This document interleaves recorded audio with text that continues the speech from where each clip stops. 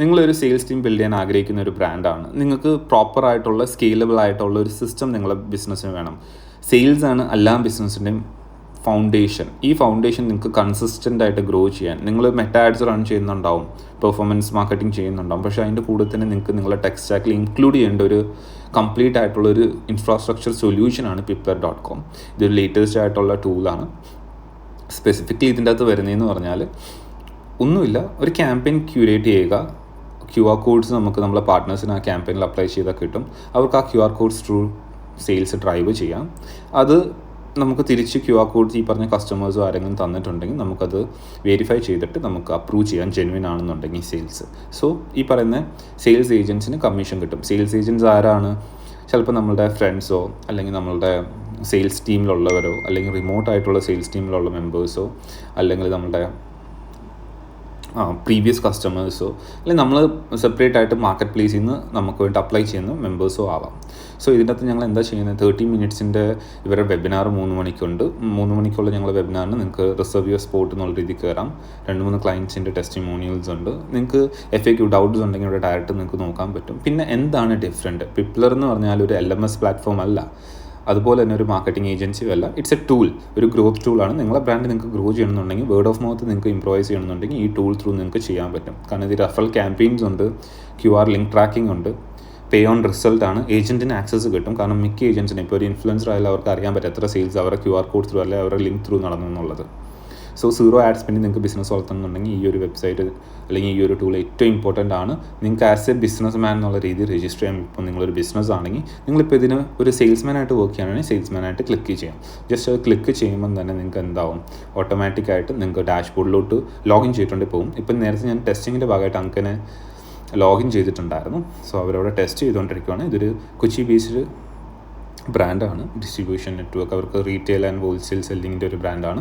So നോക്കൂ, അത് test ചെയ്ത് അവർ നോക്കിക്കൊണ്ടിരിക്കുക എങ്ങനെയാണ് QR കോഡ്സൊക്കെ സെയിൽസ്മാനായിട്ട് രജിസ്റ്റർ ചെയ്താൽ വരുന്നുണ്ടോ ഇല്ലയോ. സോ ഡാഷ്ബോർഡ് നമുക്കിങ്ങനെ കാണാൻ പറ്റും.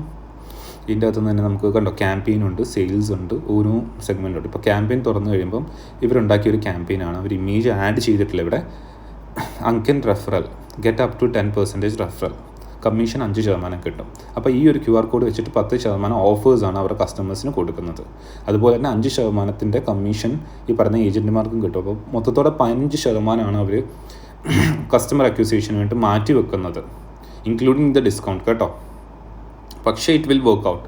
കാരണം എന്താണ്, ഇവർക്കിപ്പോൾ ഇവരുടെ ഏജൻറ്റുമാർക്ക്, ഇവർ റിമോട്ടായിട്ട് ഏജൻറ്റുമാർ, ഇവരുടെ അക്രോസ് ഏജൻറ്റുമാർക്ക് ഇത് QR കോഡ്സ് കൊടുത്തു കഴിഞ്ഞാൽ അവരുടെ ഏജൻറ്റുമാർ എന്ത് ചെയ്യും, ഈ QR കോഡ്സ് അല്ലെങ്കിൽ ലിങ്ക്സ് ആയിരിക്കും അവരുടെ കസ്റ്റമേഴ്സിന് കൊടുക്കുന്നത്. ആ കസ്റ്റമേഴ്സ് തിരിച്ച് ഇവരുടെ മെയിൻ സെയിൽസ് ടീമിനെയോ അല്ലെങ്കിൽ ഇവരുടെ മെയിൻ ഓഫീസിലോ ഈ ലിങ്ക്സോ QR കോഡ്സോ അയച്ചു കൊടുത്താൽ ഈ ഓഫേഴ്സ് ഇവർക്ക് ക്ലെയിം ചെയ്യാം. ക്ലോസ് ചെയ്യുമ്പോഴത്തേക്ക് ഏജൻറ്റുമാർക്ക് ഡിസ്കൗണ്ട്സ് കിട്ടും.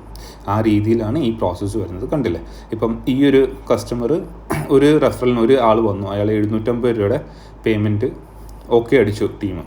അങ്ങനെയാണെന്നുണ്ടെങ്കിൽ ഇവിടെ വന്നു, ഇവിടെ കാണാൻ പറ്റും.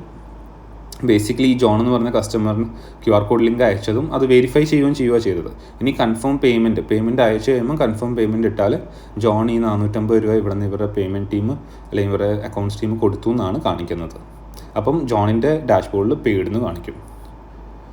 അതല്ലാതെ ഇതിൻ്റെ അകത്ത് പ്രൈവറ്റ് റിക്വസ്റ്റ്, അതുപോലെ ഇവരുടെ പ്രൊഫൈൽ, ഈ പ്രൊഫൈലിൻ്റെ അകത്ത് നമുക്കൊരു വേറെ പ്രത്യേകതയുണ്ട്.